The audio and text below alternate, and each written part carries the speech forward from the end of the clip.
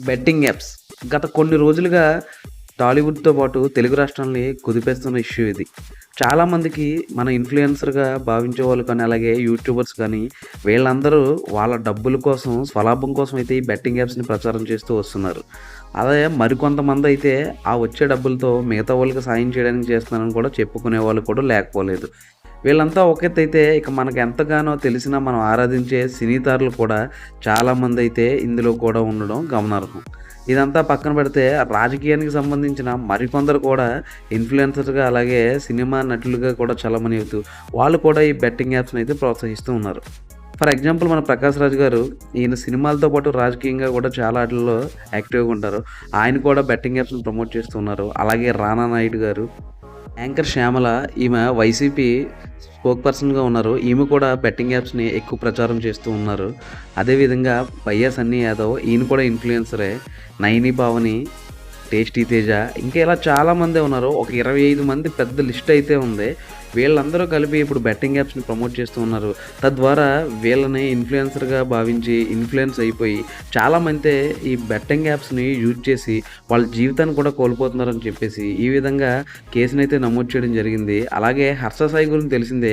ఈయన చాలామందికి డబ్బు సాయం చేశాడు. కాకపోతే ఈ బెట్టింగ్ యాప్స్‌ని ప్రమోట్ చేసి ఆ వచ్చిన డబ్బుతో ఆ విధంగా చేశాడు. దానివల్ల కొంతమందికి మంచి జరిగింది. కానీ చాలామందికి నష్టం కూడా జరిగిందని చెప్పేసి ఇక్కడ ఒక వాదన అయితే వినిపిస్తుంది.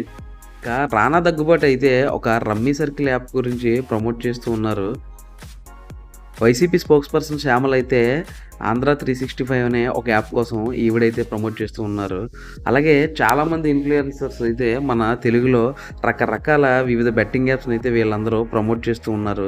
తద్వారా వాళ్ళైతే లాభం పొందుతున్నారు. కాకపోతే వీళ్ళని ఫాలో అయ్యే ఎవరైతే ఫాలోవర్స్ ఉన్నారో వాళ్ళైతే తమ జీవితాలను కూడా నాశనం చేసుకుంటున్నారు.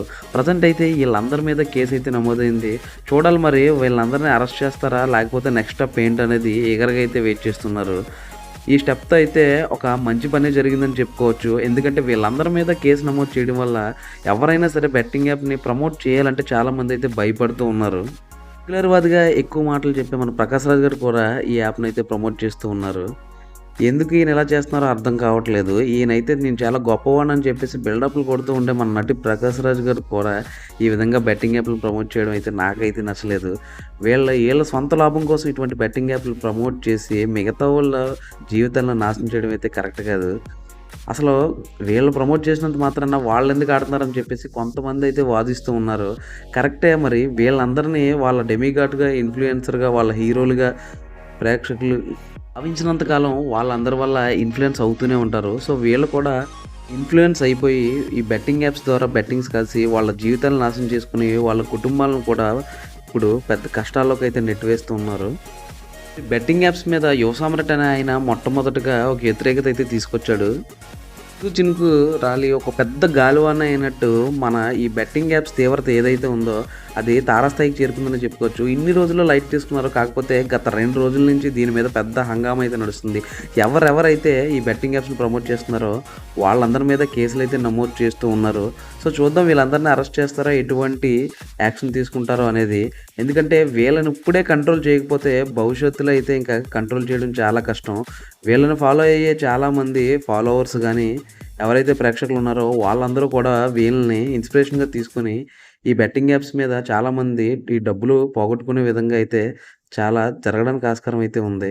సో, ఇప్పటికైనా సరే ఈ బెట్టింగ్ యాప్స్ ప్రమోషను ఏ ఇన్‌ఫ్లుయెన్సర్ కూడా చేయకుండా ఉంటారని, గతంలో ఎటువంటి ఫాలోవర్స్‌కి కూడా చెడు జరగకుండా ఉండే విధంగా వీళ్ళు చర్యలు తీసుకుంటారని చెప్పైతే ఆశిద్దాం.